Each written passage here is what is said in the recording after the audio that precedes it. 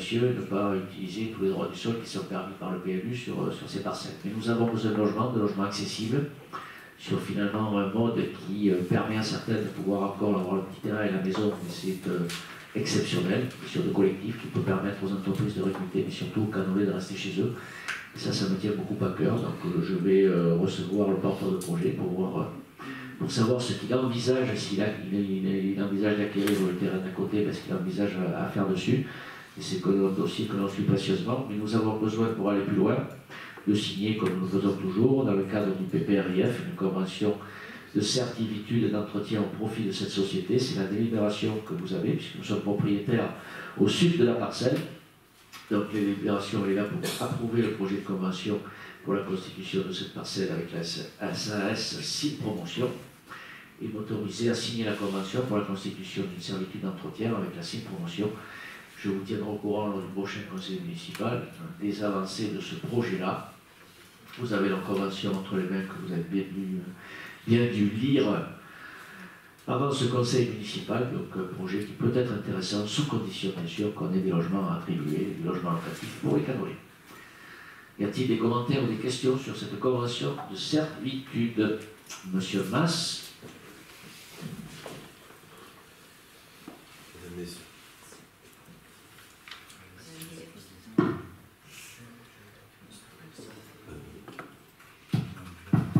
Oui, mesdames et messieurs, bonsoir.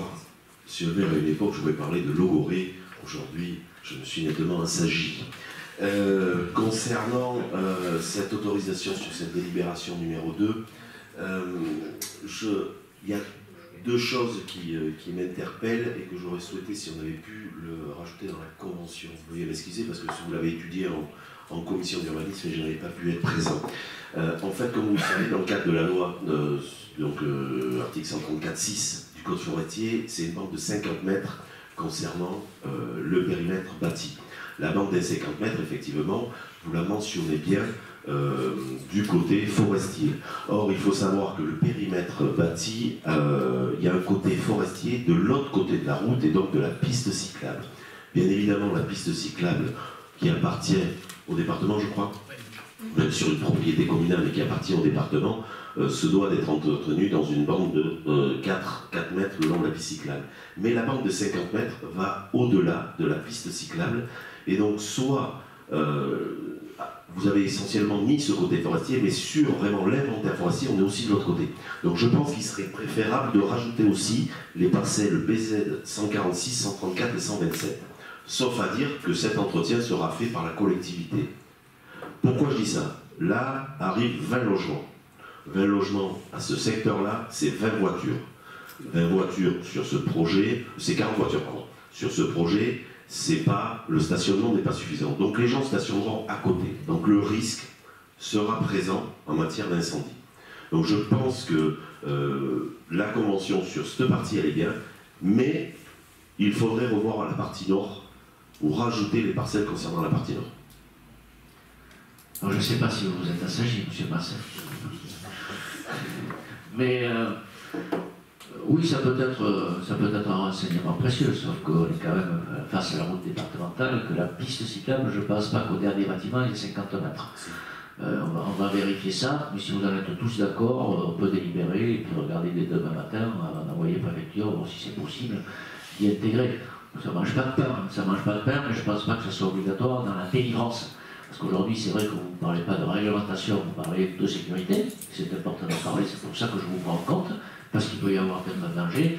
En face, il y a juste l'aire de camping-car, si, juste en face de l'aire, et les stations. Donc c'est des espaces urbanisés, et on est au milieu de l'urbanisation.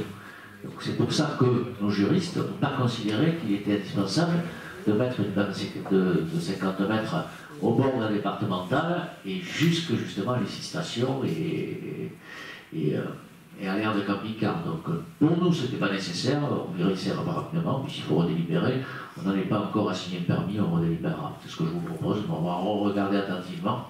Mais on est dans un espace urbain qui aujourd'hui ne nécessite pas la condition d'une bande de 50 mètres face à la départementale et face à l'urbanisation.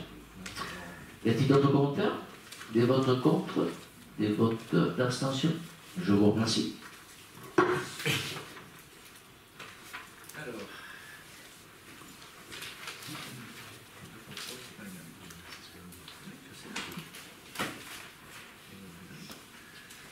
Délibération numéro 3, c'est une délibération qui fait suite à celle que nous avions prise au conseil municipal précédent. Et là, aujourd'hui, nous sommes là pour autoriser justement l'AS Cap Atlantique déposer une demande d'autorisation de défrichement. Ça fait suite à la délibération précédente. Donc aujourd'hui, ben, vous connaissez tous, c'est le camping Air Hôtel de l'Océan.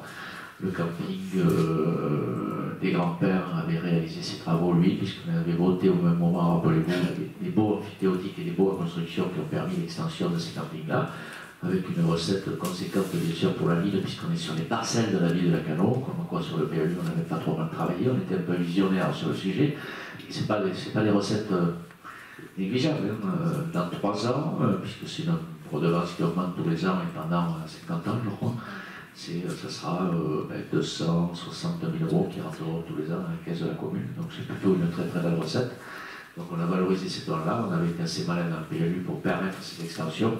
Donc les grands pains, c'est fait, ils ont plutôt fait une très très belle extension. Ils ont évité de densifier à outrance, on est plutôt sur un camping, oui c'est vrai, il faut le dire, un peu haut de gamme, mais ça correspond à la clientèle qui fréquente ces campings-là, avec des parcelles et de végétalisation et une renaturation du site qui sont tout à fait remarquables, même si ça peut inquiéter les pompiers parfois. Voilà, n'est-ce pas Maxime? Donc, on est sur la Cap Atlantique, vous connaissez le sujet, nous sommes propriétaires des parcelles qui sont derrière le camping et qui jouxtent le cimetière. Donc cette délibération a été évoquée justement le dernier conseil municipal, mais aujourd'hui c'est pour déposer auprès des services compétents de l'État une demande d'autorisation. Nous recevrons les services de l'État avec tous les partenaires de ce projet-là. Je crois que c'est la semaine prochaine. Oui, il me semble que c'est ça. La semaine prochaine, avec les services de l'État pour étudier ce dossier, qui ne devrait pas trop poser de problème. Y a-t-il des demandes complémentaires ou des explications sur ce sujet-là? Monsieur Mas, on vous écoute.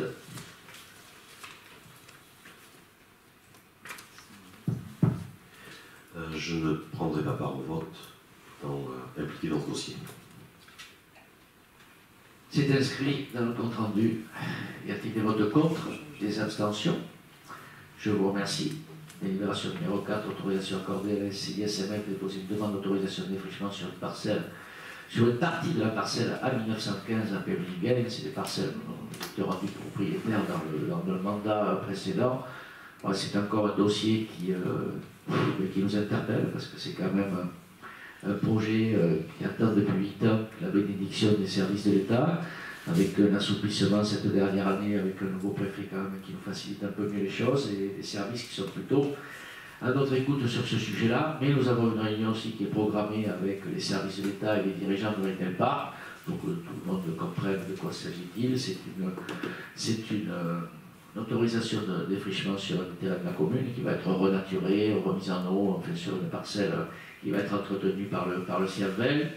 Et c'est pour compenser les terrains qui vont être bâtis à côté du Super U, qui sont des terrains constructibles bien sûr au PLU, pour permettre l'agrandissement des cercles commerciaux autour du Super U. Donc vous comprenez bien que ce dossier, ça fait quelques années qu'on en parle. Et j'espère qu'on est au bout du chemin et que ces travaux-là pourront se réaliser en 2025 et en 2026. Des renseignements complémentaires? Madame Leblanc. J'aurais bien aimé savoir quels étaient les projets en fait, qui étaient envisagés sur cette parcelle, si vous avez des informations. Je demanderai, si vous le souhaitez, au Super U de venir présenter tous élus leur projet. Je crois qu'ils n'ont pas encore trop de certitudes. Sur les bâtiments, on les a vus, les plans ils sont restés dans les salles là, où vous avez aperçu. Donc la commission, ils sont restés dans les salles pendant longtemps. Le projet n'a pas trop bougé architecturalement. Je vais y arriver. Donc c'est plutôt un projet très sympa, mais je peux proposer, quand on sera un peu plus avancé sur le dossier, que le permis d'aménager, avant de poser le permis d'aménager, on fait une petite réunion, on présentera, on a pour présenter d'autres projets aussi. Comme ça, on fera d'une pierre plusieurs coups. Très bien. On est d'accord? Ça vous va? Parfait. Y a-t-il des votes contre? Des abstentions? Je vous remercie. Délibération numéro 5, désignation d'un conseiller municipal délégué. Donc nous allons avoir, c'est pour ça qu'il s'est avancé, il a pris du grade aujourd'hui. Il est habitué de prendre du grade, c'est ça qui est important. Donc vous savez tous que cette délégation très très large. Philippe Lamoirie, la sécurité, on avait besoin des compétences de Maxime Pélissère pour nous accompagner. Il a déjà fait beaucoup de travail dans le cadre du plan communal de sauvegarde avec les équipes, mais pour pouvoir peut-être aussi nous libérer du temps, mais aussi profiter un peu mieux de ses compétences, de le faire monter sur un poste de conseiller municipal délégué, ce qui officialisera la fonction et nous permettra justement de pouvoir le confier de différentes missions. Donc j'ai attentivement regardé cette délibération, nous l'avons travaillé. Je vois si je la retrouve ici, voilà, j'ai la délibération du conseil municipal. Donc ses missions principales, c'est coordination et gestion des ressources pour la protection et la sauvegarde des personnes, des biens et de l'environnement, communication et action de sensibilisation auprès de la population, partenariat avec les acteurs locaux, promotion de la prévention, représentation de la collectivité dans les instances. Nous avons produit beaucoup de documents ces dernières années, le PSTS a été simplifié, rénové, on avait beaucoup communiqué sur les crimes, on avait fait beaucoup de choses là-dessus.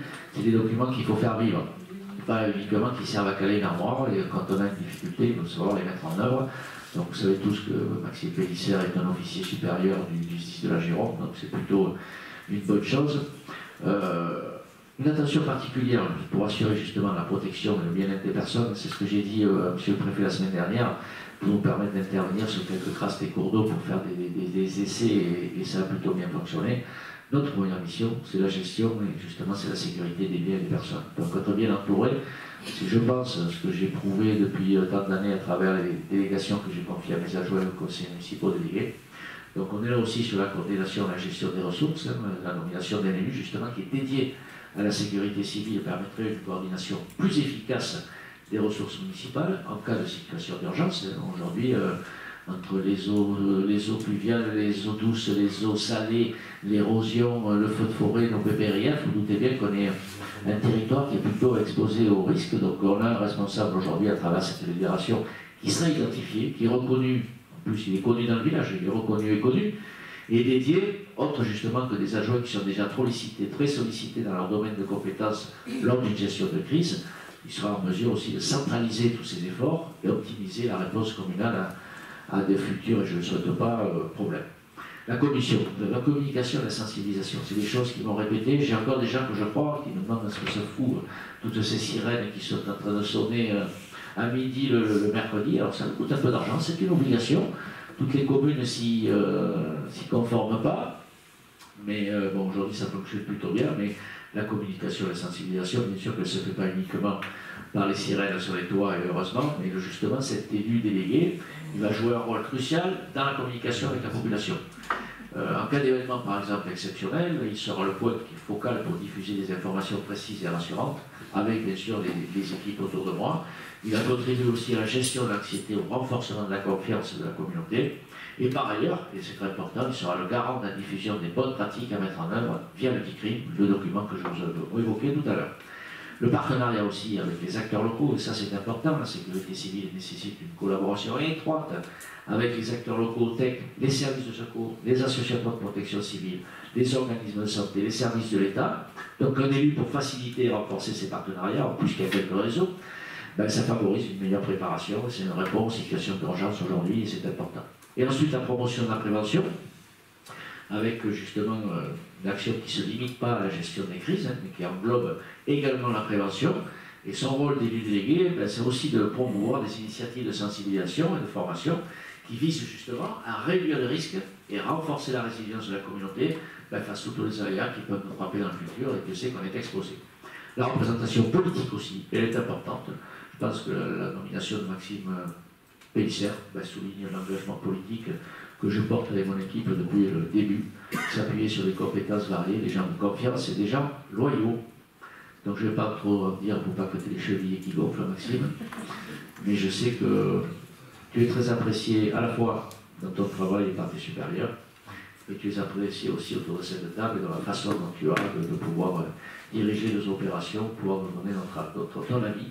Donc aujourd'hui c'est une délibération importante pour moi, qui est marquée par le fait que nous avons à délibérer sur la création d'un 6e poste de conseiller municipal délégué à la sécurité civile, et bien sûr, je prendrai l'arrêté en ce moment. Il était normal que je parle de toi aujourd'hui dans le cadre de la création d'un 6e poste de conseiller municipal délégué à la sécurité civile. Y a-t-il d'autres commentaires?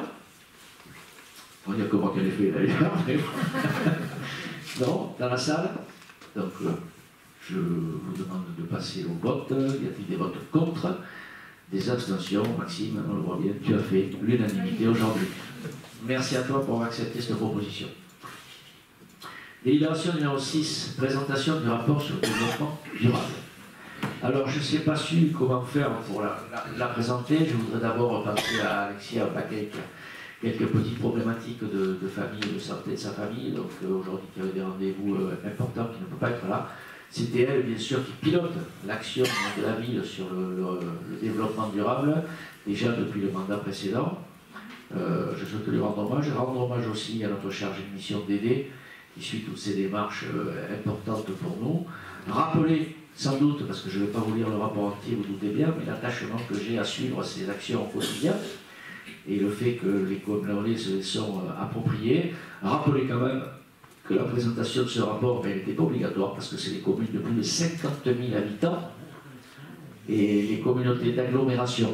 Donc on est plutôt en avance. On avait failli faire l'année dernière, on n'était pas tout à fait prêt. Donc ce n'est pas une obligation pour la Cano, elle doit précéder l'Europe que nous allons présenter tout à l'heure, qu'Adrien de la présentera. Mais c'était un signe fort pour marquer notre engagement, pour le suivre, pour que les Canolais puissent en être conscients, même s'ils sont tous très concernés. Comment dire, ce rapport et cette présentation, elle vise à favoriser justement ces débats et rendre visible notre politique de développement durable à la Cano. Donc les objectifs, vous les connaissez tous. Ça a été faire en sorte que notre collectivité démontre en quoi elle contribue localement aux objectifs globaux de développement durable. Elle expose aussi les interactions entre les politiques et les programmes et leurs effets sur les 5 finalités du développement durable. Elle fait aussi utilement le lien entre les démarches de développement durable et l'exercice des définitions des priorités, parce que j'avais budgétaire, donc des priorités budgétaires. Alors j'en suis très fier, pourquoi? Parce que on sait vraiment, c'est pas que préserver l'environnement, le développement durable, c'est aussi une politique sociale et culturelle. Donc les trois vont bien ensemble, c'est un des piliers bien sûr, mais je suis très fier que ce document ne soit pas resté dans un placard et qui participe au quotidien. Et j'en remercie bien sûr les services qui sont imprégnés, c'est important, toutes les assos et tous les socioprofessionnels. Je ferai référence à une partie du rapport parce qu'il est quand même assez épais pour le départ, mais je voulais vous dire qu'il nous reste encore quelques années pour agir avec ces défis-là, mais quand je regarde aujourd'hui ce qui peut se passer, en France il y a des personnes qui ont des cerveaux, et plutôt des cerveaux qui avancent vite. C'est pour ça que je suis beaucoup plus optimiste dans le cadre du réchauffement climatique et du dérèglement climatique, même si nous avons des actions à mener et que nous devons avancer, parce que des actions qui sont déjà en route. Je suis persuadé qu'en France, quand on voit tout ce qui se passe autour du monde de l'entreprise, du recyclage, de tout ce qui peut se faire et toutes les propositions qui sont faites, on va peut-être plus vite que d'autres années. Alors vous allez me dire, on est un confetti dans le monde, mais on est bien obligé de montrer l'exemple, mais c'est surtout un document qui fait partie de notre ADN. Sauf qu'aujourd'hui, l'écologie pour nous, et on le sait tous, et on en parle assez souvent, elle ne doit pas être brutale. On doit accompagner, on doit expliquer. Et ce n'est pas toujours les règles qui sont toujours votées au Palais Bourbon et des textes qui aujourd'hui sont remis en cause par toutes les catégories d'élus, par tous les partis politiques, parce qu'on a peut-être été un peu trop brutal, on n'a pas expliqué et on n'a pas mesuré les conséquences. Donc si on veut aller loin, il faut que les gens ne se détournent pas du développement durable, mais au contraire se l'approprient et puissent l'amener dans leur comportement au quotidien.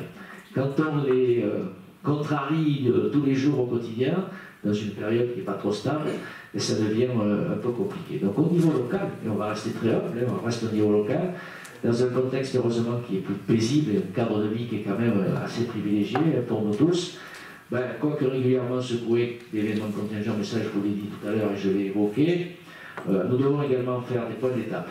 Et ce point d'étape aujourd'hui au Conseil municipal, pour moi et pour Alexia et pour toute l'équipe et pour les équipes des agents de la commune, il était incontournable. Donc nous, ce constat-là, on doit garder le cap et on doit fixer l'avenir. C'est notre relation que l'on a aux autres, mais aussi la relation que l'on doit à notre bel environnement, parce qu'on a été quand même gâté par la nature, et on se doit de la préserver. Donc ce constat est celui d'une prise de conscience progressive des Canolais, et ça se passe plutôt bien, qui a été accélérée au fil des épreuves que nous avons dû traverser. On a aussi eu des périodes un peu compliquées. L'imprégnation du développement durable est désormais concrète dans tous les foyers, au sein des entreprises et surtout au cœur du tissu associatif, puisque vous savez que non seulement les associations ont des cahiers des charges et doivent organiser les événements avec certains critères, mais aussi ils ont la possibilité de pouvoir une petite subvention supplémentaire ou de compléter leur subvention, n'est-ce pas, messieurs les délégués aux associations, ils doivent répondre à certains critères, et une partie de la subvention qui leur est allouée, ils doivent répondre à ces critères-là, autrement, niet. Mais nous devons, pour ceux qui n'ont pas encore compris, il y en a quelques-uns, les accompagner dans leur changement, dans leur transition, pour qu'ils comprennent enfin que nous avons changé d'époque.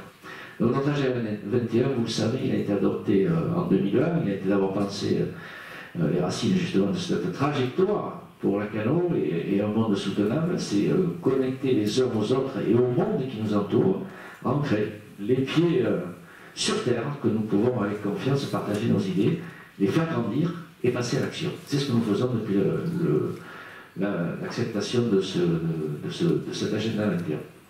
Donc bien sûr, on doit aussi, en passant à l'action, on doit jamais s'interdire, comment dire, de lever la tête vers les étoiles. J'étais un peu poète pour les vœux.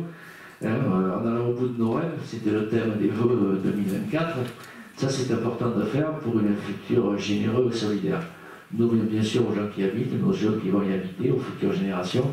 Donc la solidarité et être généreux, ce n'est pas des bons mots pour nous. Donc les actions que nous déployons à la Cano, et dont rend compte ce rapport que vous avez entre les mains, c'est le rapport annuel de développement durable. Il répond à des enjeux démocratiques et sociaux, je vous l'ai dit précédemment, indissociables de la lutte contre le changement climatique et l'érosion de la biodiversité. Donc en prenant le temps d'observer les projets structurants de l'année 2023, en germe, je ne pousse au plan vénérable, selon leur stade d'avancement, mais aussi leur mode de réflexion et de réalisation ainsi que leur visibilité, j'éprouve un certain contentement. Le chemin est encore grand, les solutions chaque jour plus nombreuses, les personnes constamment plus décidées à être des éco-citoyens. Ce rapport n'est pas exhaustif, mais rend compte des progressions annuelles. Bonne découverte de cette mise en lumière en 2023, qui relève l'exemple d'une collectivité engagée et responsable. Donc j'ai invité, bien sûr, tous les canolés à aller sur le site, puisque je crois que c'est déjà sur le site. Il me semble que j'ai vu ça passer. Thibaut, oui, sur le site de la ville. Bon, tu m'avais fait ça demain. Mais ce rapport-là, c'est demain. D'accord. Bien, tu pourrais faire de la politique pour cette réponse. Donc c'est plutôt assez sympa. Les axes, vous les connaissez, hein, il a été décliné, redécliné, retravaillé avec tout le monde, donc c'est plutôt sympa. La présentation est très claire, sauf que moi j'ai le petit format, donc c'est un peu compliqué à lire. Donc je suis très très heureux quand même de vous présenter ce soir ce rapport-là. Et vous pouvez décliner déjà dans les pages suivantes toutes les actions qui ont été mises en place. Et je ne sais pas comment, au-delà des réseaux numériques et de tout ce que nos supports de communication, comment on communiquera ce rapport aux canolés pour qu'ils en prennent connaissance, qu'ils prennent le temps de lire. Je pense qu'il faudra dans le prochain magazine pour vous parler de ce rapport qui a été présenté au conseil municipal. Voilà. Félicitations à tout cela parce que ce n'était pas obligatoire, c'était un très très gros travail. Y a-t-il des commentaires sur cette présentation du rapport du développement durable 2023? Je vous remercie pour les votes contre, des abstentions. Je vous remercie pour votre unanimité, ça veut dire que ça parle à tout le monde et que c'est plutôt sympa de pouvoir faire ce genre de choses avec nous, ça donne du sens à notre action. Voilà, j'avais terminé pour moi, on passe à la délibération numéro 7 avec un état des cessions et acquisitions 2023. Monsieur De Devers. Oui, bonjour à toutes et à tous. Donc effectivement, premier dossier financier, qui est un dossier classique que vous connaissez tous, puisque chaque année, il convient de faire l'état des cessions et acquisitions de l'année écoulée, c'est-à-dire l'année 2023 en l'occurrence. Vous avez le tableau qui va d'ailleurs vous être affiché à l'écran, qui reprend donc l'ensemble de ces acquisitions et de ces ventes. Remarque qu'on peut faire cette année, c'est que, une fois n'est pas coutume, nous avons plus d'acquisitions que de ventes, ce qui confirme ce que nous disons depuis des années, c'est-à-dire qu'on est dans une gestion très précise de notre patrimoine communal, dans un intérêt toujours général et sur des projections à moyen et long terme de ce qu'on peut faire de ce patrimoine. Voilà, je vous remercie. Des commentaires sur ces sessions d'acquisition 2023, questions? Les votes contre? Les abstentions? Je vous remercie. Je prends mon micro. Je repars sur la délibération numéro 8 avec le gros point du du Conseil municipal avec le rapport d'orientation budgétaire 2024, Monsieur Demevert. Oui, merci Monsieur le maire. Donc effectivement, ce rapport d'orientation budgétaire, ce ROB 2024, donc, est présenté comme chaque année. On part d'un contexte international, national, pour ensuite faire un zoom plus spécifique sur notre commune. Bon, pour ce qui est de la situation internationale, tout le monde est à peu près au courant. On est évidemment dans une situation géopolitique assez complexe, avec de nombreux conflits. On est encore aussi dans l'effet post-Covid. Donc tout ça amène effectivement à des perspectives, en particulier de croissance, qui ne sont pas extraordinaires, en tout cas au moins pour la zone euro, dans les mois et les années à venir. Vous avez le graphique de ces dernières années à l'écran, donc vous avez évidemment en 2020 et 2021, également 2022, les effets Covid et son rattrapage dans les années qui ont suivi. Et puis vous le voyez, à partir de 2023, les prévisions ne sont pas folichonnes, on est dans une croissance assez faible. Donc évidemment, c'est des éléments qui impactent l'ensemble de la dimension économique. Évidemment. Deuxième aspect, c'est l'inflation. Là aussi, on l'a tous malheureusement constaté, on a eu une crise inflationniste extrêmement forte. Alors ce que semble indiquer en tout cas la situation à aujourd'hui, c'est que le pic est passé. Néanmoins, si l'inflation évolue moins vite que l'année dernière, on n'est pas encore revenu, vous le voyez à l'écran, sur des situations d'avant 2021, 2020, dans ces eaux-là. On a encore des inflations qui sont quand même encore assez élevées et on le verra que ça impacte évidemment sur nos dépenses.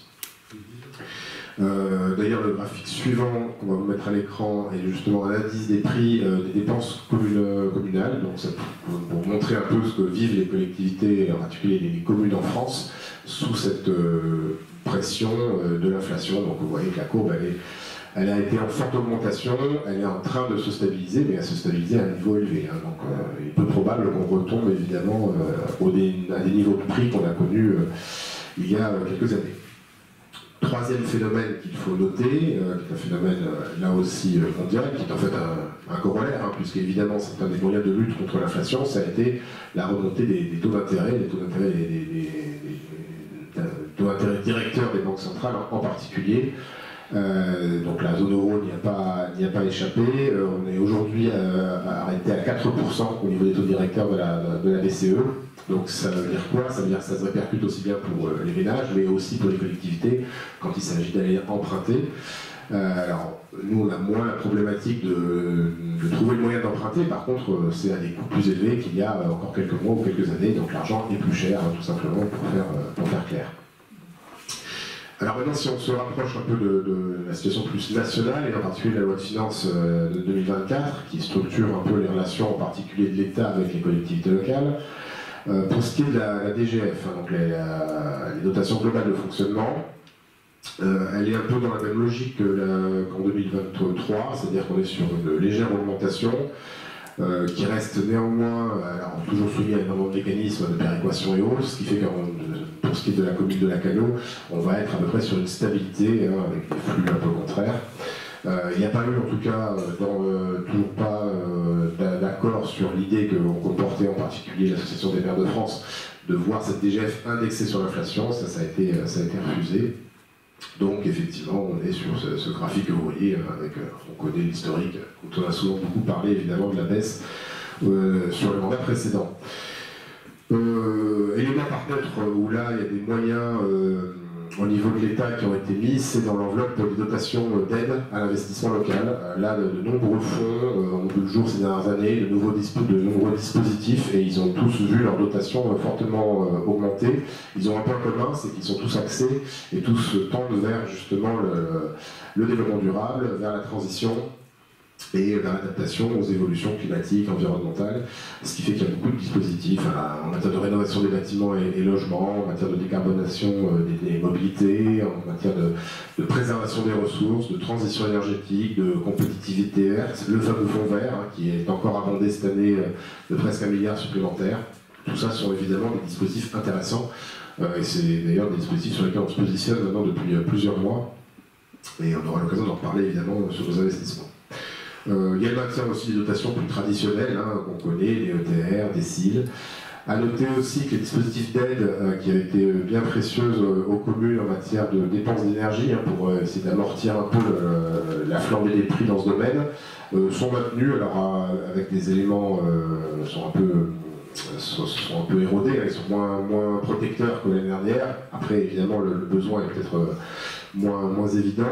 Je vous le rappelle, le bouclier tarifaire, je ne redétaillerai pas le pourquoi, mais il ne nous concernait pas. Par contre, nous bénéficions de l'amortisseur d'électricité, c'est-à-dire à partir d'un certain prix, nous avions une partie qui était prise en charge par l'État. Ce dispositif est maintenu, mais de façon moins protecteur, mais c'est toujours bon à prendre. Autre élément qui est toujours important quand on construit notre budget, c'est l'évolution des valeurs locatives cadastrales. Donc en fait, les fameuses bases de fiscalité locale, vous le savez, elles impactent l'inflation et sur un calcul assez simple, puisque c'est de novembre à novembre. Donc là, en l'occurrence, on nous impacte le taux d'inflation entre novembre 2022 et novembre 2023. En l'occurrence, ce sera 3,9%. Alors on n'est pas sur le chiffre qui était très important de l'année dernière, 7,1%, je vous le rappelle, mais on reste quand même sur un chiffre significatif qui évidemment impliquera des recettes fiscales plus importantes pour la commune sur cette évolution des bases. Autre élément qu'on peut noter de cette loi de finances, c'est qu'elle a mis un accent encore plus fort que peut-être d'habitude sur la protection de l'environnement.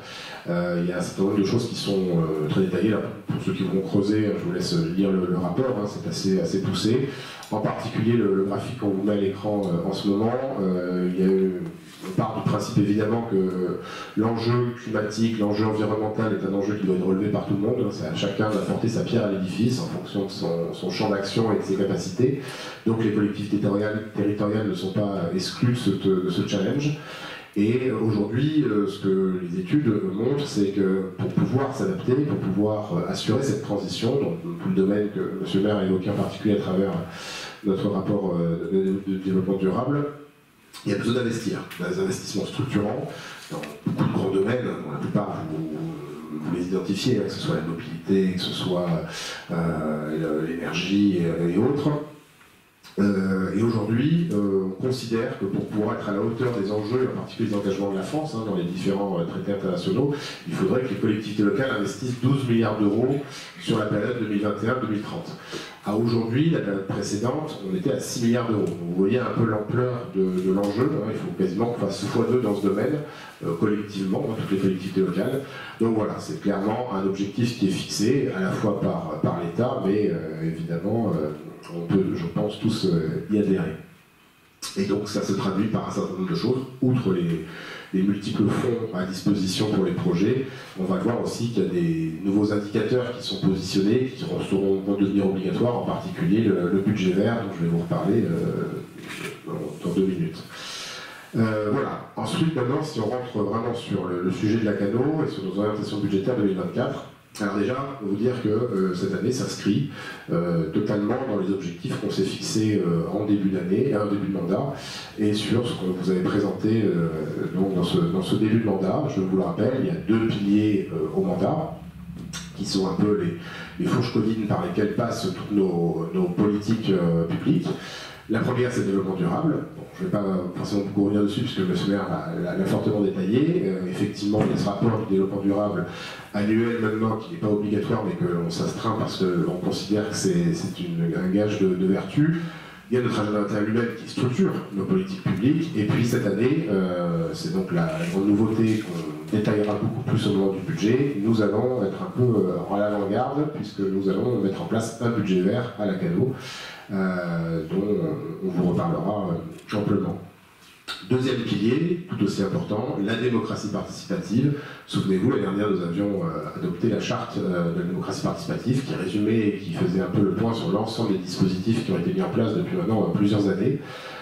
En termes de nouveautés pour 2024, on peut noter que notre application citoyenne, Telma, dont le succès ne se dément pas, va monter en gamme encore, puisque de nouvelles fonctionnalités sont maintenant accessibles, qui permettent d'augmenter encore l'interaction entre les citoyens et la collectivité et la municipalité. Pour ceux qui ne l'auraient pas encore constaté, je vous invite à aller vérifier dans les jours à venir. Pour ce qui est ensuite, donc ça c'est les 2 piliers, et après vous le savez, il y a ensuite les objectifs purement financiers que nous nous astreignons chaque année. Je vous les rappelle, l'objectif c'est donc d'avoir une épargne brute qui soit autour de 2,5 millions d'euros. Deuxième objectif, c'est que le taux d'épargne soit supérieur à 15%, c'est-à-dire sur l'ensemble de nos recettes, 15% doivent être réservés, recettes de fonctionnement, doivent être réservés à l'épargne. Ensuite, c'est une capacité de désendettement inférieure à 8 ans, qui est une ambition forte, puisque là encore, je l'ai souvent évoqué, les seuils dits d'alerte ou de danger sont plutôt autour de 10-12 ans pour les communes. Et tout ça, évidemment, doit être guidé par l'idée de maîtriser nos dépenses de fonctionnement, tout en maintenant un très haut niveau de service public et en optimisant, évidemment, nos recettes. Ça permet quoi? Ça permet principalement d'avoir une très grosse capacité d'investissement, on va le voir, c'est vraiment le fil conducteur de ce mandat. Depuis 2021, on est déjà à 22,3 millions d'euros d'investis dans les infrastructures, dans le cadre de vie, dans les équipements nécessaires à la mise en œuvre de nos services publics également. La trajectoire jusqu'à la fin du mandat devrait nous amener à aller vers encore 28 à 30 millions supplémentaires d'investissements, ce qui est tout à fait considérable. On va probablement être sur, c'est même quasi certain, on sera sur le mandat record en termes d'investissement à la Cano. Le précédent l'était déjà, et bien là on va largement le dépasser. Pour ce qui est du défi budgétaire 2024, quel est-il? Principalement des choses qu'on a déjà connues l'année dernière, c'est-à-dire amortir et être capable d'encaisser les tensions inflationnistes, certes moins fortes que l'année dernière, mais néanmoins toujours réelles, et un certain nombre de facteurs exogènes qui touchent nos dépenses de fonctionnement. Également toutes les mesures, on va en reparler pour les dépenses de personnel, qui ont accompagné en particulier le soutien au pouvoir d'achat des agents municipaux, dont une partie des décisions étaient des décisions d'État obligatoires. Donc ça, évidemment, c'est des coûts auxquels il a fallu faire face. Et puis également les taux d'intérêt d'emprunt, on en reparlera, puisque c'était évidemment une des conséquences de l'augmentation des taux. Et également, dans le même temps, on a une érosion de certaines recettes, et en particulier les droits de mutation qui, pour ceux qui suivent un peu l'actualité, touchent toutes les communes, et en particulier le département de la Gironde, qui sont, après avoir eu des années extraordinaires, évidemment, il y a un moment où il fallait que ça redescende, et là, elles redescendent très vite sur fond de crise de l'immobilier, de la construction. On est effectivement sur cette tendance-là, ce qui touche des sommes non négligeables. Alors évidemment, la conjonction de ces deux tendances va forcément un peu éroder notre épargne brute. L'objectif, c'est de tenir néanmoins, de ne pas descendre en dessous de nos 2,5 millions d'euros. Vous allez le voir, ce qu'on devrait pouvoir réaliser sur ce futur budget 2024. Alors, petit aparté sur le budget vert, puisque c'est un peu la grande nouveauté de l'année. D'abord, le budget vert, qu'est-ce que c'est? L'idée du budget vert, c'est d'analyser en fait l'ensemble de nos dépenses et d'en déterminer finalement leur impact sur l'environnement. À travers une colorisation, c'est assez visuel, et on va déterminer en fait ce que chaque dépense de la commune va générer en termes de gaz à effet de serre, puisque c'est l'angle qui a été pris. Alors, en quoi est-ce que la Cano est un peu à l'avant-garde par rapport à des obligations légales qui risquent d'arriver dans les mois à venir? La loi de finances évoque, on n'a pas encore les décrets d'application, mais la loi de finances évoque le fait qu'à l'horizon du compte administratif 2024, c'est-à-dire qu'il y a un document qui sera voté par les conseils municipaux au printemps 2025, il soit nécessaire d'avoir un budget vert sur les dépenses d'investissement des communes. Nous avons souhaité déjà être en avance de phase, puisque ce budget vert sera appliqué, on le met en place dès le budget primitif, donc dès le mois prochain, et on ne s'arrêtera pas juste nos dépenses d'investissement, on va balayer en budget vert aussi les dépenses de fonctionnement, ce qui permettra d'avoir une vision globale de nos dépenses. L'objectif, il est double. D'abord, c'est de connaître notre impact sur ces gaz à effet de serre et sur l'environnement, parce qu'on peut avoir une intuition ou imaginer certaines choses, mais là au moins on sera confronté à un outil qui est rigoureux dans son calcul, et donc voilà, d'avoir déjà cette information. Être capable au fil des années de pouvoir passer au crible l'ensemble des dépenses, parce qu'on verra que certaines dépenses sont parfois compliquées à classer. Et puis évidemment, la finalité, c'est qu'au fil des années, on soit de plus en plus vertueux. Deuxième objectif, et nous on l'a mis en place, on l'a testé dès l'élaboration de ce budget 2024, c'est évidemment que ce soit un nouveau critère qui rentre en ligne de compte quand on fait nos arbitrages budgétaires.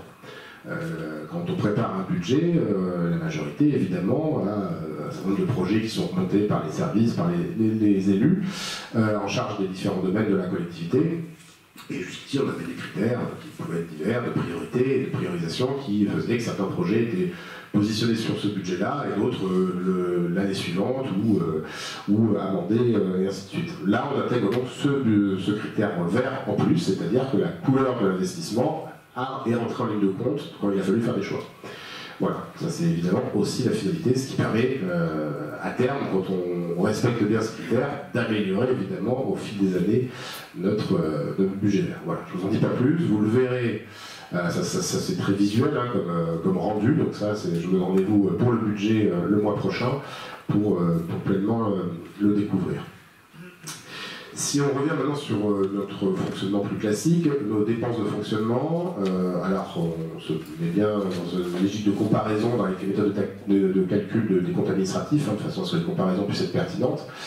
En ce qui concerne les charges à caractère général, alors celles-ci sont marquées par deux phénomènes principalement sur le budget principal, à savoir l'effet de l'inflation, certes un peu moins fort, on l'a vu que l'année dernière, mais qui va continuer à pousser nos dépenses à caractère général à la hausse.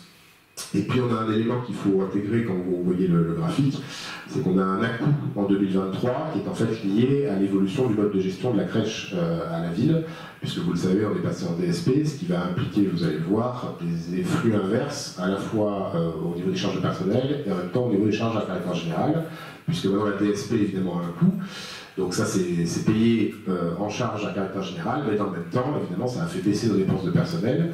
Et donc ça, vous verrez pourquoi du coup on a une inversion de tendance sur les dépenses de personnel. Les dépenses de personnel, justement, parlons-en. Alors quels sont les éléments? Tout d'abord, elles vont progresser par les éléments exogènes que j'ai évoqués tout à l'heure, c'est-à-dire l'évolution du point d'indice des fonctionnaires, ainsi que toutes les autres batteries de mesures qui ont été prises pour le maintien du pouvoir d'achat des fonctionnaires. À cet effet s'ajoutent également évidemment les phénomènes plus classiques, hein, le glissement vieillesse technicité, là, le fameux GVT. Autre élément, nous avons aussi une hypothèse d'augmentation annuelle autour de 0,5% des effectifs, qui est ce qu'on considère normal au vu de l'évolution de la population de la commune. Et nous avons aussi, troisième raison, et là par contre un acte volontaire et politique de notre part, puisque nous avons également souhaité, toujours dans l'idée d'accompagner nos agents face à la pression du pouvoir d'achat attaqué par l'inflation, nous avons souhaité donc participer au dispositif qui était laissé au bon vouloir des collectivités par l'État d'une prime sur le pouvoir d'achat, qui fera l'objet d'une délibération un peu plus tard que présentera Corinne Fritsch, et qui représente un effort pour la collectivité de 60 000 €.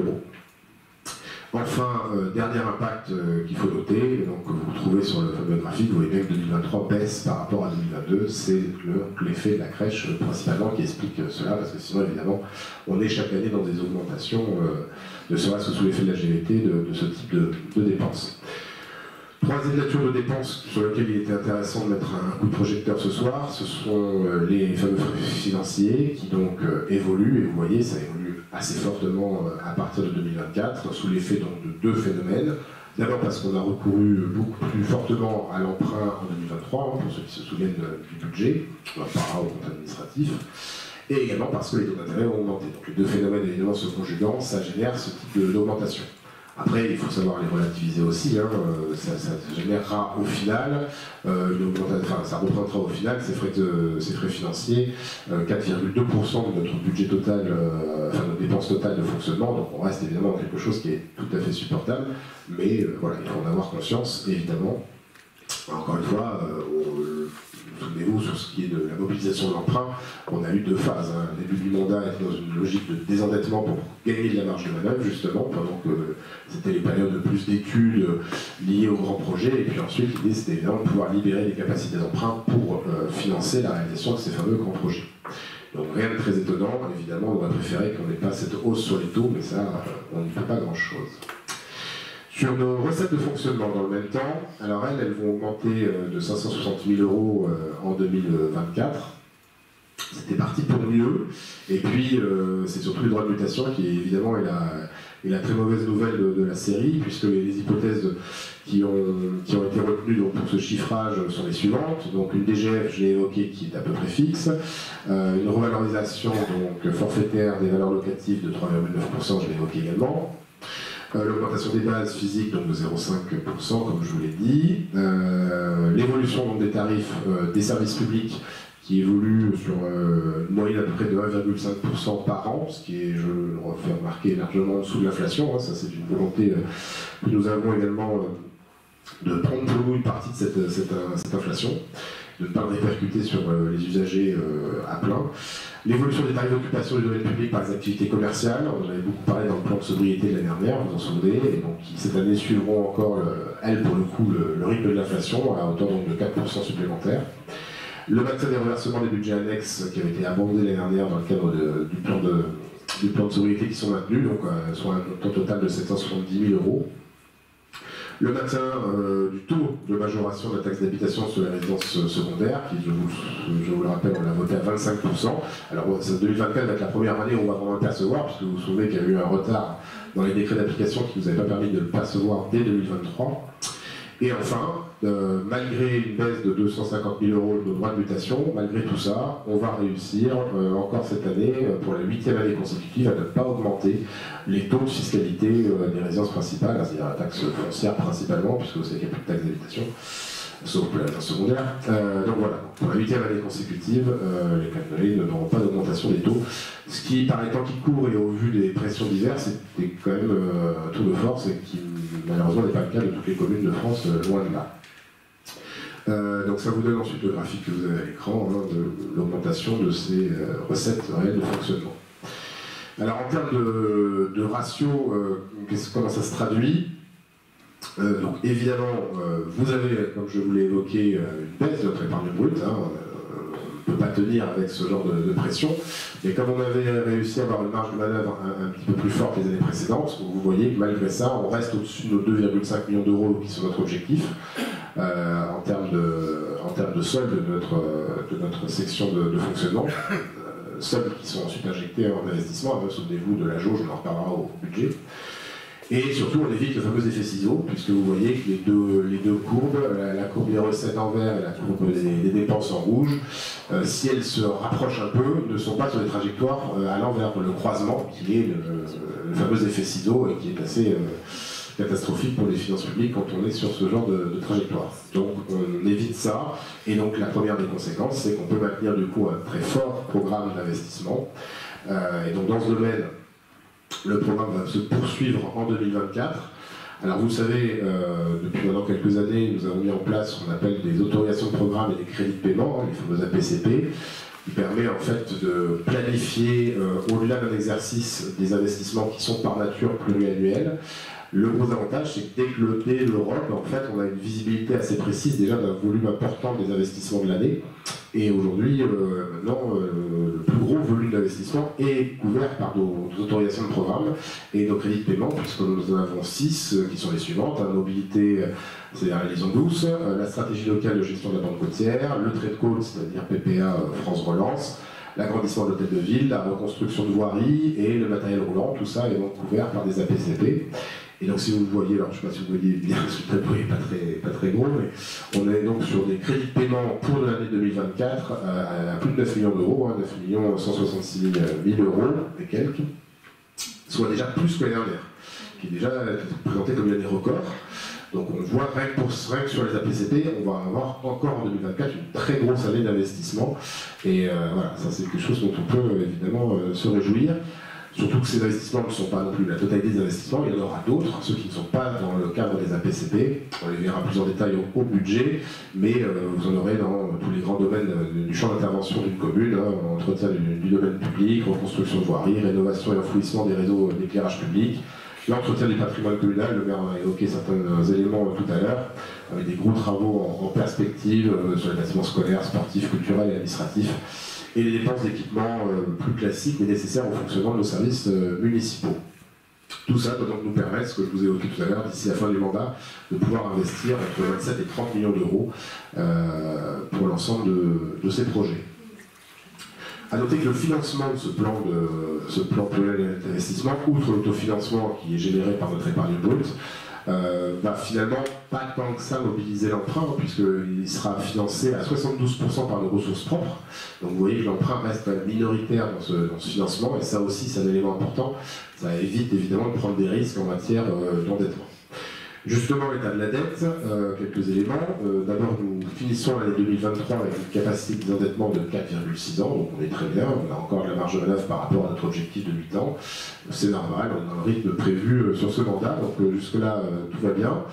On a une dette municipale qui est largement constituée de taux fixes, hein, ça là-dessus, c'est pas très nouveau. Et vous avez le profil d'amortissement à l'écran, vous savez que c'est une notion qui fait partie des choses obligatoires dans un ROB.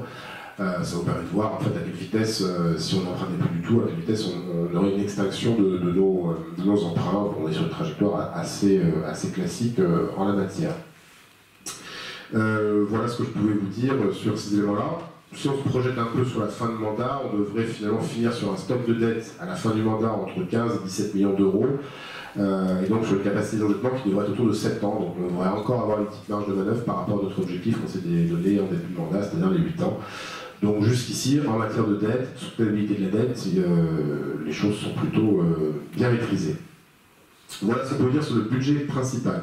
Quelques mots sur les budgets annexes, et en particulier le budget assainissement. Alors, M. le maire a beaucoup rentré dans le détail tout à l'heure, donc je ne reviendrai pas dessus. Effectivement, les phénomènes que l'on vit depuis ces dernières semaines en matière de précipitation oblige forcément à changer un peu notre approche des choses et notre paradigme. Ça oblige aussi à repenser certains investissements, parfois en accélérant, parfois en les dimensionnant plus grands, parfois en faisant des choses plus innovantes.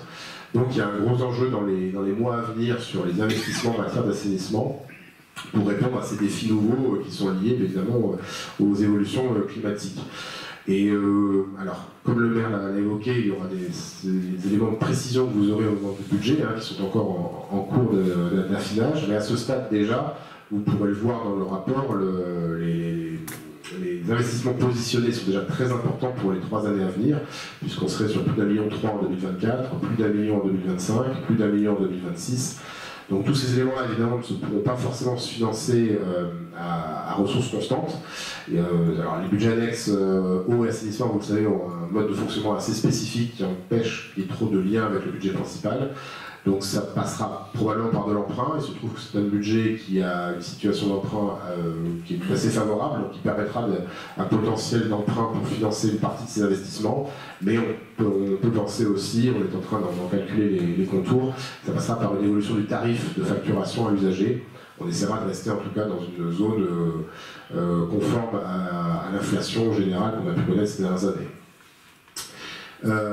Budget de l'eau, lui aussi a aussi un programme d'investissement assez ambitieux. Alors on a un peu moins d'ampleur, mais malgré tout, on est à 700 000 euros en 2024, 670 000 euros en 2025 et 660 000 euros en 2026. Là encore, les capacités d'investisseurs d'emprunt sont réelles et donc devraient suffire à faire face à ces dépenses d'investissement. Pour les autres budgets annexes, pour le golf, pas d'évolution notoire. Sur le budget camping, on l'a un peu évoqué, donc là, il y a encore non, pas forcément celui-là, on a pas mal d'investissements en perspective, autour de 2 millions d'euros qui sont prévus autour de l'extension de notre camping, avec le but surtout d'accroître l'offre d'hébergement à la fois des saisonniers, mais également d'augmenter le nombre d'emplacements pour compléter qualitativement l'offre du camping.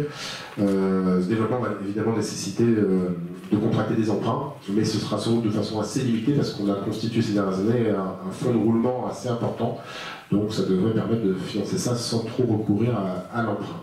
Enfin, sur le budget parking, pas d'évolution majeure. En 2024, on va rester sur les mêmes tarifs et les mêmes périmètres que l'année 2023. Et pour ce qui est des budgets transport, forêt ou la Couster 3, là aussi pas d'évolution majeure par rapport aux années passées. Et voilà, j'en ai terminé. Merci pour votre écoute. Merci.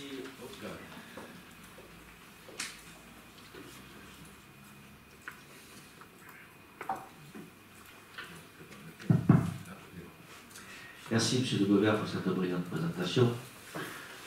Une fois de plus vérifier que nos finances sont particulièrement suivies, encadrées, vérifiées, contrôlées. nous avons une situation agréable, mais sans être... voilà, il ne faut pas déraper. Et ça, c'est surtout ça qui est important. Bon, juste revenir, si tu me permets, pour compléter Adrien, tu as parlé des investissements et des sommes que pouvait libérer l'État. J'étais assez critique de la gestion de la crise Covid, pas dans la gestion elle-même, parce que l'État était très présent. Je pense qu'on a été le pays le plus accompagné au monde. J'étais surtout critique sur tout l'argent qu'on a pu dépenser sans contrôle. Et aujourd'hui, il y a beaucoup d'actions en cours pour essayer de récupérer des sommes, mais bon, on a beaucoup donné, beaucoup donné, et on a très peu contrôlé. Et aujourd'hui, les élus locaux, et je siège à l'AMF, on avait une vision encore cette semaine, finalement tape sur l'État en permanence. Je crois qu'il faut prendre nos responsabilités. On a un vice-président qui est très politique et qui passe son temps justement à dénigrer toute l'action du gouvernement. Je ne sais pas si c'est tout à fait notre rôle. Je vous donne un exemple de ce qui se passe aujourd'hui. Bruno Le Maire a annoncé une deuxième enveloppe où il va faire des économies. Donc ils ont enlevé des sous un peu du fonds vert, c'est à peu près 700 millions. Donc ce vice-président dit, voyez, les collectivités sont impactées, la deuxième rabot de l'État, c'est moins 500 millions. Ce qu'il oublie de dire, c'est moins 500 millions de 1,3 million qui était prévu supplémentaire. C'est ça le truc, ce qui est malhonnête. On ne peut pas travailler en France et se faire confiance si on dit des choses comme ça, au niveau de responsabilité qui est le sien.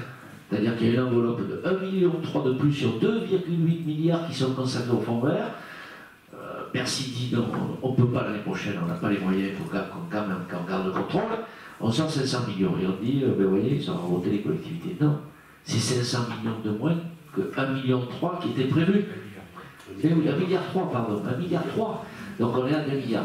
Et on est très bien placé, ici aujourd'hui, pour bénéficier de toutes ces subventions, qu'elles soient du fonds vert, des PPA. Donc, pourquoi? Parce qu'on a tous les documents planificateurs, qu'on coche toutes les cases, et l'État nous accompagne. Mais on est très contrôlé.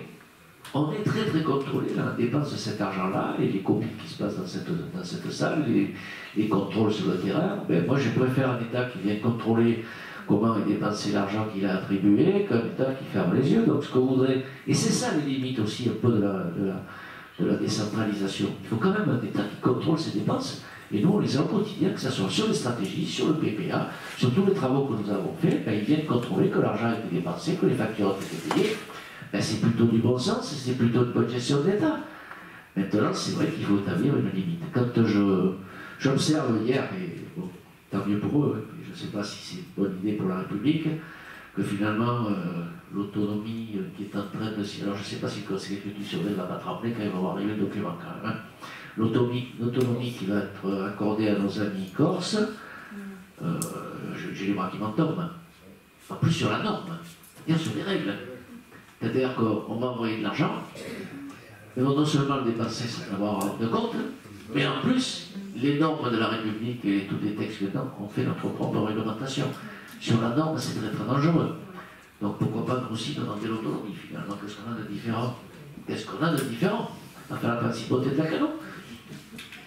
C'est quand même dangereux qu'une république unie et solidaire puisse se dire, bon, finalement, allez, arrêtez de faire péter les bombes, on va vous faire des normes à vous, une autonomie. Quand on regarde le texte de l'autonomie accordée aux Corses, ce qui est en préparation, finalement, c'est l'indépendance sans le dire. Sauf qu'on continue à payer. C'est ça le problème. Et les normes, on n'a pas le droit de toucher aux normes. On peut avoir des spécificités, c'est ce qu'on réclame souvent, qu'on ait une souplesse locale. Chaque territoire est différent. Et on le voit au Comité national du trait de côte aujourd'hui, où le littoral français, c'est du sableux, c'est de la falaise, c'est d'autres problématiques. Donc chaque stratégie doit être différente, adaptée. Qu'on nous donne de la souplesse, bien sûr, mais quand je vois ça, je me dis, c'est pas un bon signe, qui transpirons tous les jours, qui montent des années à monter des dossiers. Je réfléchis, Madame Leblanc, vous m'avez demandé la présentation au Retail Park. On l'a déjà faite le mandat précédent, vous n'étiez pas sur cette table, dans la salle des fêtes, vous voyez, 5 ans après, on revient, mais on n'a pas arrêté le combat depuis 5 ans pour essayer de faire cette zone. Et c'est plutôt ça, nous, on voudrait être accompagnés pour avoir l'avis de tous les services et qu'on ait une vision locale. Quand on a un avis, par exemple, sur tous les dossiers du CNPL, Comité national pour le paysage et les sites, depuis Paris, avec la jumelle, ils sont venus sur le terrain, quand on a reculé les travaux de l'ouvrage, avec un avis défavorable du CNPL, je me dis, mais c'est pas possible, on ne peut pas continuer à le vivre. Mais la décentralisation, ça ne veut pas dire aussi, faites ce que vous voulez, on a besoin du contrôle de l'État, on a besoin d'eux. Aujourd'hui, ce que l'on conteste, et ce qui est embêtant, c'est surtout les services déconcentrés qui, avant, nous facilitaient, nous accompagnaient sur le programme, et aujourd'hui sont plutôt là pour nous empêcher. Mais l'État a besoin de contrôler ses dépenses. Et je ne vois pas pourquoi les élus s'en offusqueraient. C'est de l'argent public, quand nous on présente les budgets, qu'on vote d'ailleurs à l'équilibre, nous si l'État avait fait la même chose, peut-être qu'on ne serait pas là aujourd'hui. Il ne s'impose pas les mêmes règles, donc c'est un peu normal, il peut y avoir des coups durs, mais on doit vous rendre compte, et puis le budget de la ville, il est épluché par le contrôle de l'égalité. On ne fait pas ce qu'on veut quand on veut, on a l'impression que le maire il fait ce qu'il veut en finance, et ce qu'il veut en urbanisme. Non, non, c'est pas tout à fait ça, ça ne fonctionne pas comme ça. Ça serait toujours très simple. Mais je ne veux pas non plus qu'on tape sur l'État en permanence, et c'est le grand sport aujourd'hui. Finalement, moi je pense que quand on a voyagé un peu dans le monde, ça peut s'apercevoir que finalement en France, ça fonctionne pas trop mal. Mais on est dans un pessimiste ambiant où certains doivent passer leur journée devant les chaînes d'information ou les réseaux numériques. Mais la vie, elle n'en a qu'une, il ne faut pas la rater. Donc il faut se lever le matin en se disant, allez, gros charbon. Moi, je ne veux pas vous dire que tous les matins, je me lève un châtain, je saute du courant et que je vais travailler. Il y a des matins où ça va mieux que d'autres. Mais au moins, on a une vision, un objectif, une joie de vivre, une famille. Mais là, j'ai l'impression qu'on a un pays de pleureuses. On pleure en permanence, on critique en permanence, et on a oublié de dire, dans une période un peu compliquée, on se retrouve tous les manches, on y va les gars là, et on va ensemble, on va essayer de faire quelque chose. Ça n'arrive pas dans notre pays, ça arrive dans notre pays, démocratique bien sûr, je ne parle pas de pays où on se retrouve tous les manches pour faire autre chose. Mais dans les pays démocratiques, je crois qu'on a les moyens aujourd'hui que finalement, ce qui se passe dans nos communes pourrait être à une autre échelle. Alors c'est vrai qu'on a de la chance par rapport aux autres, qu'on n'habite pas dans des endroits beaucoup plus difficiles, et je comprends les problématiques. Mais a-t-on le droit aujourd'hui de taper sur l'État en permanence? Moi je ne trouve pas que contrôler nos dépenses, contrôler les affectations des crédits qui nous sont accordés, ce sont une chose anormale. Donc on reste à avoir des réunions parisiennes très houleuses dans les temps qui viennent, où je m'exprimerai encore, en passant peut-être pour le public des canards. Je ne suis pas le porte-parole de Bruno Le Maire ni du président de la République, mais quand même parfois il faut faire preuve de bon sens, même si tout n'est pas parfait. Là j'ai l'impression que chaque fois qu'on lance quelque chose, c'est la critique par. Alors c'est vrai qu'il y a quand même des maladresses, et que je ne sais pas si on n'est pas meilleur en communication à la Cano qu'à l'Élysée ou ailleurs. Il y a des choses, elles ne sont pas être annoncées par le président, et quand je vois le débat sur la fête de vie, je dis, mais c'est pas comme ça que ça fonctionne. Bon, il y a un travail qui doit être fait, et une entente, et qu'on amène à l'unanimité un texte qui plaise à tout le monde. Bon, qui plaise à tout le monde, la majorité de gens. Non, mais à 80%, on n'est pas plus tous d'accord sur ce sujet-là. C'est pas le président de la République, c'est des mesures, il n'est pas médecin. Donc, qu'il y ait un comité de pilotage qui réunisse tout le monde, et qui émarge des travaux des assemblées, qui ne sont pas souvent sollicités. Là, au moins qu'il y ait un débat démocratique dans nos deux assemblées, qu'on puisse avoir un texte qui soit partagé par tout le monde. Donc il y a des maladresses qui irritent parfois, mais tout n'est pas nul. Il ne faut pas arrêter de dire ça. Voilà, je ne sais pas pourquoi je me suis emballé ce soir. Peut-être parce que non, mais peut-être aussi qu'il y a un vote qui arrive et qui m'interpelle, parce que c'est sûrement le vote le plus important que nous aurons à faire des 10 dernières ou des 20 dernières et des 10 prochaines, qui va engager une vraie vision sur l'Europe et ses fondamentaux, et que vous savez mes attaches et vous connaissez ma valeur politique, donc vous avez bien compris que j'étais un pro-européen. Beaucoup dans mon équipe me rejoignent sur ces sujets-là, mais bien sûr que l'Europe a besoin de faire des progrès. J'ai encore vu des votes passer là, je me dis, oulala, ça va encore trembler, mais voilà, on a une Europe qui doit nous unir, et quand on voit la situation géopolitique, tu l'as cité Adrien tout à l'heure, je pense que ce vote-là est sûrement le plus important des 20 dernières et des 10 prochaines. Voilà. Je ne sais plus où je suis, est-ce qu'on a voté? Comment? Y a-t-il des commentaires sur ce débat d'orientation budgétaire? Madame Leblanc.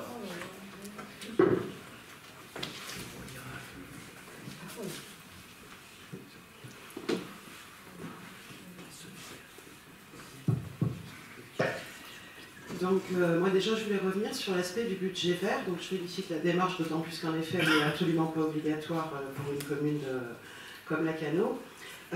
En revanche, je m'interroge un petit peu sur comment vous allez réussir à faire un budget vert aussi rapidement, et surtout sur les charges de fonctionnement. Est-ce que vous avez déjà défini une méthodologie? Vous parlez de le faire par rapport aux gaz à effet de serre. Donc, du coup, voilà, je serais curieuse de savoir s'il y a un mot derrière, et éventuellement quelle serait un petit peu la méthodologie qui permet cette approche. Et par coloration, j'imagine que du coup on est sur plusieurs nuances de couleurs. Donc voilà, j'aurais bien aimé avoir un petit peu d'éléments là-dessus. Concernant les dépenses de personnel, donc vous avez cité l'effort que vous allez faire bien évidemment pour les fonctionnaires. Et j'avoue que je félicite ce geste. D'autant plus qu'au regard du détail, puisque je suis allée voir la délibération bien sûr, on prend en compte les niveaux de rémunération et sont plus récompensés les bas salaires. Donc bravo pour cette démarche-là. Pour les taux d'intérêt, donc on a vu un petit peu les grosses thématiques, mais j'aurais voulu savoir si je peux avoir des détails sur le niveau d'emprunt 2023 et les taux, ainsi par montant, durée, taux. Par curiosité personnelle, entre vous. Vous voulez qu'on vous donne l'adresse de notre banquier? Non, mais je devrais pouvoir avoir même la banque avec laquelle vous avez souscrit. Il n'y a rien de... Voilà. Ensuite, pardon. Alors, du coup, sur les recettes exceptionnelles, donc non reconduites pour le futur, donc vous avez parlé de... Il y avait, pardonnez-moi, j'ai été étonnée que ne soit pas citée la fiscalité. Est-ce que du coup la Cano n'a pas touché, j'ai envie de dire, de fiscalité supplémentaire sur les résidences, sur la taxe d'habitation des résidences secondaires? Ben, ça a été quand même un événement. Voilà. 2024, mais tu l'as précisé. Ah pardon, je sais pas. Non, normalement c'était 2023. Ah ben oui, puisque c'est voté après. Pardon. Ouais, c'est vrai, excusez-moi. Ok. Donc c'est bon, merci. Donc vous ne bénéficierez pas d'erreur, a priori, peut-être pas comme ça s'est passé en 2023. Après, sur les épargnes, j'aurais bien aimé avoir une évolution d'épargne nette. Alors, bien sûr, là, c'est trop tard pour ce ROP, mais c'est vrai que si on pouvait l'avoir à terme dans le prochain, éventuellement, voir un petit peu le distinguo pour voir l'impact, bien sûr, du remboursement du capital sur l'épargne nette. Et pour finir sur les AP, puisque du coup, il y avait la notion de véhicules roulants, et qu'on vient de faire un rapport sur le développement durable, je voulais voir un petit peu s'il y avait du coup des véhicules électriques et quid des bornes électriques sur la Cano, puisque pour faire la route tous les jours, je vois énormément de voitures électriques passer, je me demande comment ils font pour s'alimenter à part avoir des bornes chez eux. Voilà. Alors sur les investissements, bien sûr, les cessions, 5 millions toujours, donc je me pose la même question tous les ans, mais c'est vrai que je suis toujours curieuse de savoir ce qu'il y a derrière. Et alors la page 20, je pense qu'il y a une erreur, parce qu'il est écrit avec un taux d'endettement de 99%. Donc autant dire que là, je vois une erreur matérielle.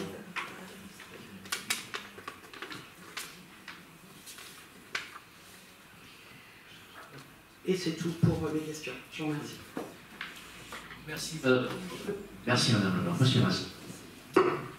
Oui, par rapport à ça, effectivement, bon, on peut susciter des piliers que vous annoncez concernant le développement durable et l'approche collaborative et participative. Je rappellerai aussi que ces valeurs-là et ces piliers-là étaient dans notre programme à une époque, donc vous le mettez en action, ça nous fait plaisir. Maintenant, toujours pareil, alors là je vais juste enfoncer un clou qui est déjà bien tordu, c'est sur les cessions. Effectivement, vous mentionnez sur les investissements, donc l'emprunt et des cessions, qui sont assez conséquentes, vu que je crois qu'on a des cessions à 5 millions. Moi, là, je ne vais pas aller dans le sens des cessions ou pas des cessions, c'est si ces cessions ne se font pas pour financer l'investissement, on va peut-être avoir recours à l'emprunt. Et aujourd'hui, on voit les taux, c'est vrai que ça veut dire qu'entre 8 millions, 28%, je crois que vous étiez à 8 millions concernant l'emprunt, et 5 millions de cessions, hein, c'est ça, pour financer.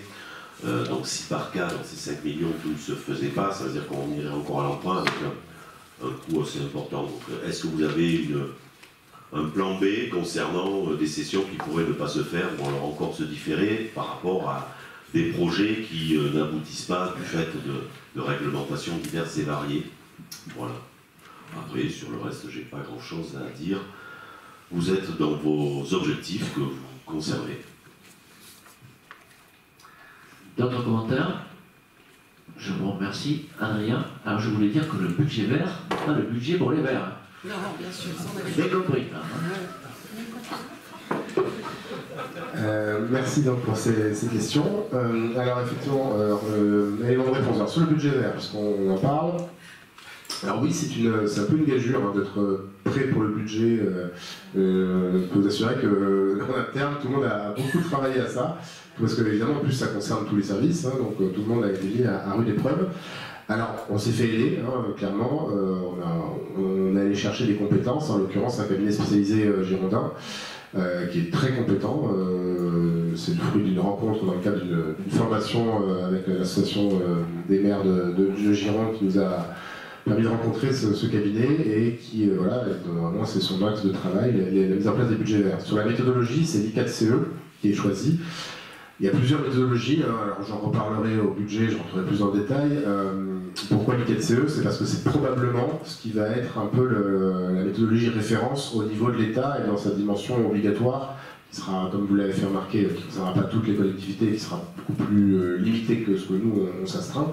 Mais voilà, donc c'est une méthodologie qui passe par cette colorisation des lignes budgétaires, avec effectivement il y a un dégradé, puisqu'on a rouge, jaune, vert clair et vert foncé, et puis vous avez des zones grises qui sont en fait les zones pas encore identifiées, et qui justement ont comme le challenge d'année en année d'être de plus en plus qualifiables en fait sur ce domaine-là. Parce qu'on le verra, il y a des domaines qui sont très transversaux. Je reste que par exemple, on va prendre un exemple très concret, les dépenses de personnel par exemple, il y a des vraies réflexions à avoir, comment est-ce qu'on colore ce type de dépenses. Quelque part, les investissements sont un peu plus faciles à colorer, mais un investissement, quand on le dépiote, en fait, peut avoir différentes couleurs en lui-même. Vous faites une voirie, vous avez une piste cyclable à côté que vous faites aussi, ça va être vert, la voirie pour les véhicules va être rouge, par exemple. Donc il faut vraiment des clés de répartition ensuite, donc c'est vrai que c'est un vrai travail. On a réussi le challenge, puisque le budget vert, il est prêt, enfin, on met les derniers coups de crayon en ce moment, mais il sera prêt pour le mois prochain. Donc voilà, donc effectivement, vous faites bien de saluer le fait que c'était un challenge important qui est relevé là-dessus, grâce à l'aide aussi de ce cabinet. Sur les emprunts et les taux, alors oui, mais ça vous êtes juste trop impatiente, puisque ça, vous aurez tous ces éléments de détail dans le budget, bien sûr. Hein, vous savez que dans la grosse liasse qui accompagne le budget, vous aurez même la totalité auprès de qui on emprunte, et combien on emprunte, et à quel taux. Donc tout ça, évidemment, vous l'aurez au moment où il y aura la communication des dossiers pour le budget. On a ces dernières années eu recours à quelque chose que les particuliers ne peuvent pas avoir, c'est la Banque des territoires, qui a souvent eu des taux très préférentiels, donc on n'était pas sur les fameux 4%, on était en dessous. Mais par contre, la Banque des territoires, c'était comme particularité, c'était d'être attaché à des projets précis. C'est-à-dire qu'en fait, ils se positionnaient sur des projets précis et n'allaient pas en général au-delà de 50% du montant du projet. Voilà, donc on a eu évidemment un travail comme ça de sourcing pour optimiser les partenaires bancaires de façon à avoir les taux les plus intéressants. Sur la THRS, alors oui, vous avez peut-être raté des épisodes. Donc effectivement, c'est la loi de finances 2023 qui nous a rentré dans le dispositif, ainsi que de nombreuses communes littorales et touristiques. Donc ça, c'était en décembre 2022 que ça a été voté dans la loi de finances. Ce qui nous avait amené donc du coup à prendre une première décision, vous en souvenez peut-être, de vote de taux sur cette partie-là. Le problème, c'est que pour qu'ensuite ça puisse être impacté dans les calculs fiscaux pour l'automne, eh bien, il fallait que les décrets d'application, parce que la loi de finances, comme beaucoup de lois, a besoin de ces décrets d'application, soient rendus par le gouvernement avant l'été. Et en particulier, il y avait besoin de marquer noir sur blanc que la Cano rentrait bien dans les nouveaux critères. Et ce décret d'application a beaucoup traîné et est sorti trop tard. Et donc effectivement, toutes les nouvelles communes qui étaient éligibles à ce dispositif n'ont pas pu le percevoir en 2023. Ce qui nous a obligé, vous vous souvenez peut-être, à annuler la délibération qu'on avait prise sur le taux et d'en revoter une, qui donc va être la première année, 2024, où on aura cette rentrée d'argent. On peut juste regretter qu'entre-temps, les droits de mutation nous font faire part d'une partie de ce qu'on va gagner en plus avec cette THRS. Les marionnettes, oui, alors ça c'est pareil, vous aurez les tableaux dans le budget, vous aurez les trajectoires depuis plusieurs années, vous savez, on le fait assez régulièrement. C'est vrai qu'en général, je m'attache beaucoup à l'épargne brute, mais je m'assurerai qu'il y a aussi la dimension épargne-nette, même si c'est facilement calculable, hein, évidemment, avec le capital remboursé, qui va forcément un peu augmenter dans les années à venir, puisqu'on a un stock de dette qui sera un peu plus important. Véhicules électriques, oui, alors on avait déjà commencé ces dernières années, hein, alors tout le matériel roulant n'a pas forcément vocation à être transformé en véhicule électrique. mais ça fait partie des choix qui sont faits, outre l'optimisation aussi des véhicules thermiques, hein, mais on a effectivement un programme d'acquisition de véhicules électriques, plutôt des petits véhicules. Sur les cessions, alors ça c'est pareil, hein, c'est des éléments de détail que vous aurez un peu plus au budget. Par rapport à votre remarque, M. Mass, sur les cessions, en fait, comme on fait sur certains types de recettes, on a longtemps fait sur les droits de mutation aussi d'ailleurs, on prend une marge de sécurité, c'est-à-dire qu'en fait, ce qu'on positionne, en gros, on a des sessions où on sait qu'il y a une grande chance que ça se réalise, et puis il y a d'autres sessions où on sait qu'il y a des risques, soit de réalisation qui ne se font pas, ou surtout de réalisation qui vont finalement glisser dans le temps, et qui risquent de ne pas se faire aussi vite que prévu. Donc il y a une marge de sécurité qui est prise. Jusqu'à maintenant, on n'a jamais été trop pris à défaut sur ça. Donc voilà, on est sur 18%, vous l'avez vu sur le calendaire, pas non plus sur une part énorme. Et vous avez vu aussi qu'on a une petite marge de manœuvre qu'on se garde aussi sur l'emprunt, puisqu'on devrait, dans la configuration actuelle, finir autour de 7 ans. Donc on pourrait pousser à 8 ans, qui est l'objectif qu'on s'est fixé. Donc voilà, l'un dans l'autre. Normalement, le dernier recours étant effectivement à ce moment-là de faire glisser un investissement dans le temps, mais on devrait pouvoir éviter ce cas de figure. Sauf la précaution que je donne toujours, sauf s'il y a de nouveaux événements nationaux ou internationaux qui viennent nous tomber dessus, évidemment. L'expérience nous a prouvé que rien n'est jamais sûr dans ce domaine. La page 20, oui, il faut surtout retenir le 4,6 ans des capacités d'endettement, c'est évidemment l'élément clé. Donc voilà, je crois que j'ai à peu près fait le tour. Oui, merci à M. Lefebvre. Compléter peut-être sur les bornes. C'est vrai que vous croisez beaucoup de véhicules électriques, alors souvent ils chargent chez eux, puisque c'est dans les deux sens aujourd'hui qu'on a cette circulation. Aujourd'hui on est équipé de 2 bornes qui ont besoin d'être pas rénovées, mais modernisées plutôt.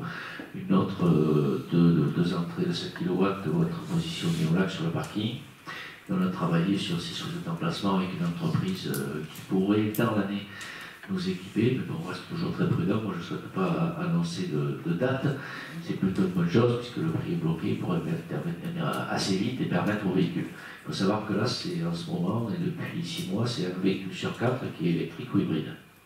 Donc, vous doutez bien qu'il faut avancer. Donc, on va regarder attentivement, mettre le dispositif adapté, qui peut être complété par un autre service à côté pour rendre possible cette réalisation, et c'est plutôt bien qu'on s'y mette. Pour le DD, on n'a pas attendu votre programme, hein, M. Mas, quand même, pour s'y mettre. Hein. On avait embauché dès 2014 et on a validé l'agenda 21 en 2020. Et après 5 ans de travail acharné avec toute la population pour le mettre en place. Donc, je comprends bien que ce terme de développement durable me rappelle un beau souvenir de vous voir en vélo électrique dans la ville. Donc, c'était plutôt un plaisir. Donc, je vous invite dès le mois de septembre à retraverser le Bourg avec nous pour inaugurer cette belle avenue et aller voir les bornes électriques au lac où on pourra recharger nos vélos, parce que moi aussi j'aime pas les gens qui glissent et j'ai besoin d'assistance. Et puis oui, préciser sur les sessions, alors, il peut y avoir un accident industriel, mais on a quand même gagné 2 fois au tribunal et aujourd'hui la société, le syndic qui nous avait attaqué n'est pas allé en cassation, donc on avait une recette, rappelez-vous, qui était suspendue au programme de résidence hôtelière haut de gamme au-dessus du Gavillon. Nous avons gagné toutes les procédures et ils peuvent verser avant la fin juin 2 200 000 €. Donc une grande partie des 30 millions seront concrétisés par cette vente. Et les 2 autres terrains, les compromis ont été signés. Donc on est assez tranquille pour l'année 2024. Pour être alimenté, si les sessions suivantes, on fait comme la DMTO. D'ailleurs, la DMTO, moi, ça m'a surpris parce que je peux faire un commentaire, puisqu'à un moment donné, on a évoqué le département, mais vous avez vu que nous, on a toujours mis la DMTO au chiffre de 2019, on ne s'est pas emballé sur 2021-2022. Si les retraites étaient supérieures, on les intégrait et puis on lançait des programmes. Bon, certains ont dû s'emballer parce qu'aujourd'hui, on nous fait les poches dans tous les sens. Vous avez le plaisir pour ceux qui achètent ou qui s'installent ou qui font un agrandissement, d'avoir une taxe d'aménagement qui va doubler de la part du département. Donc ça fait 150 000 € qui vont être prélevés sur le pouvoir d'achat de ces gens-là pour partir dans les caisses du département. On nous plume sur les plans plages. Le département nous retire aussi une grande partie des aides. On nous a supprimé le DAEC, c'est à peu près 40 000 € de subventions qui allaient financer un équipement cette année. Et on nous explique que c'est la faute à l'État. Donc au bout d'un moment, il va peut-être falloir dégraisser le mammouth, que le département s'occupe de ses satellites, regarde ce que tout le monde fait, et puis commence à parler aussi de ses propres charges de fonctionnement. Parce qu'on parle finalement que que des aides que l'on a pu. Alors politiquement, c'est un peu plus compliqué à expliquer parce que là, ils sont tombés du mur, donc ils ne vont plus pouvoir saupoudrer toute la Gironde de leur petite subvention. Donc là, ça me met en colère parce que je pense que... Comment ? Non, ils n'ont certainement pas la qualité de nos ratios, mais on ne vit pas avec des recettes hypothétiques. Ça, c'est pas possible. Nous, on ne l'a jamais fait, on ne le fera jamais.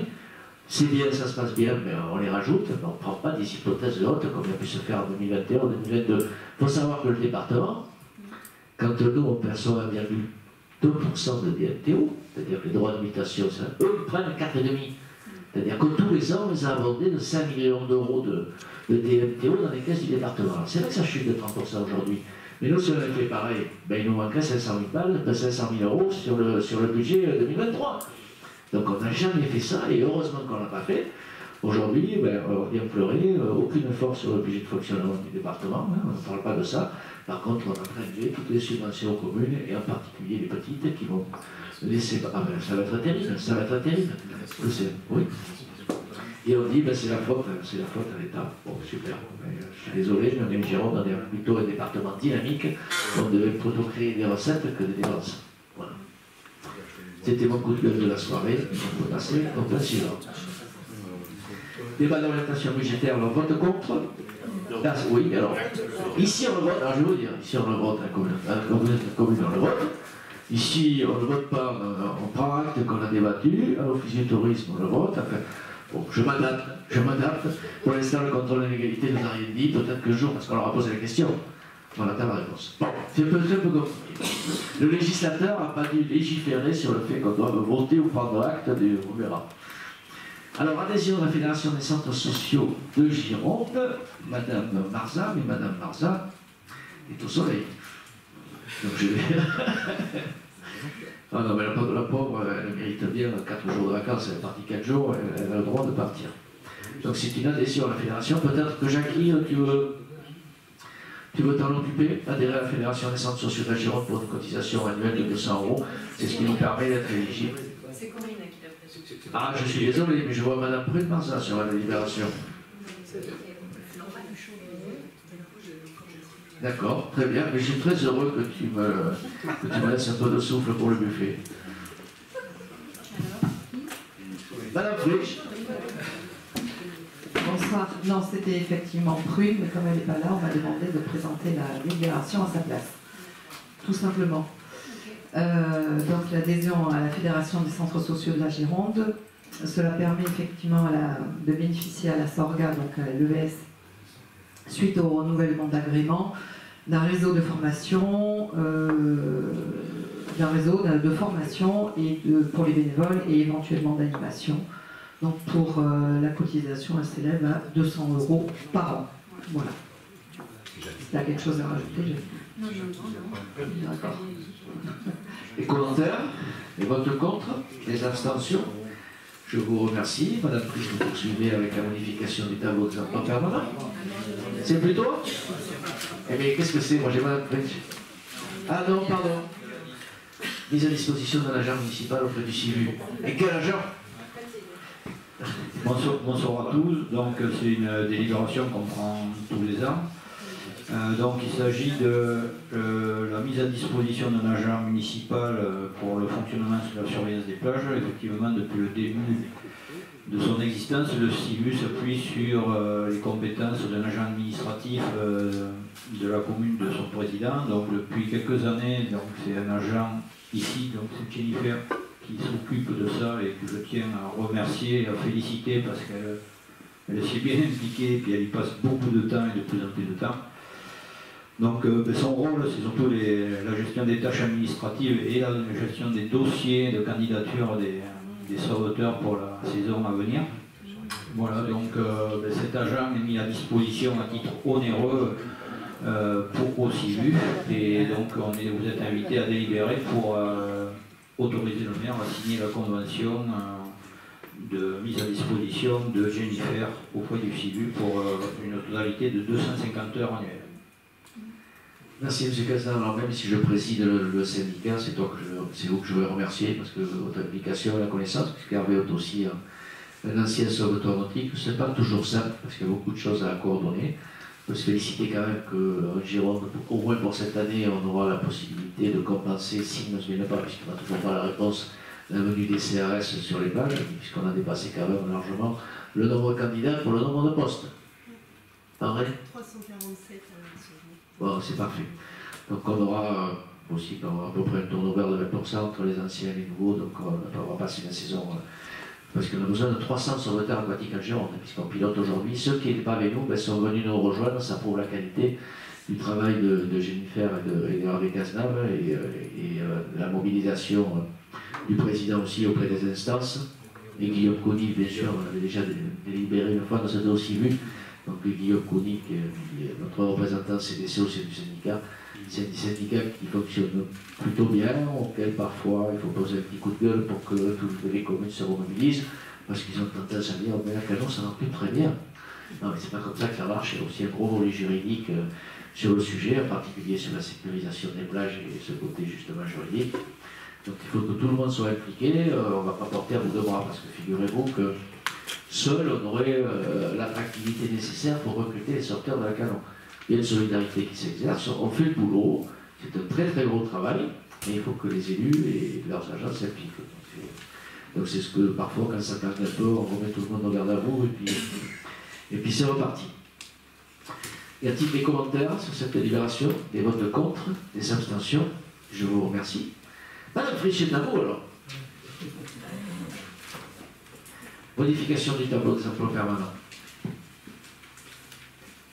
Donc effectivement, là, on va délibérer pour 4 créations et une modification de poste. Donc tout d'abord, un poste d'agent administratif qui sera rattaché à mi-temps à la Direction Générale des Services et à mi-temps au service des ressources humaines.